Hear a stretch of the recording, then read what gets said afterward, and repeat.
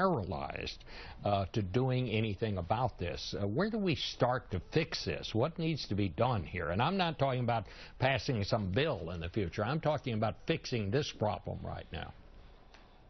Well, there are 2 points I want to make for you, Bob. First is, I think this administration understands what needs to be done, and it's a really amazing challenge. First, get down to Honduras, El Salvador, and Guatemala, and make it clear that sending these children north is a desperate and deadly decision, and that they've got to stop as quickly as possible and force that information gathering in those countries. Secondly, these smugglers and coyotes ought to be hit with the hardest penalties we can possibly come up with. The fact that they would lure these children into this deadly journey is just unspeakable. It is an awful crime. And third, we have to deal with these children.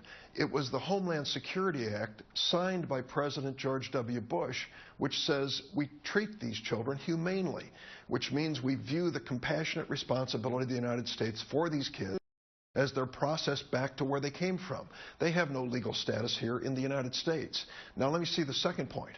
I am really getting fed up with some of the critics of this administration, particularly from House Republicans. They had the opportunity for 1 solid year to call the immigration reform bill, and yet they refused to.